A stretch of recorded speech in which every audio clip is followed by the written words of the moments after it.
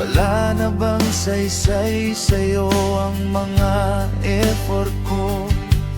Kung may iba ka na ngayon, sana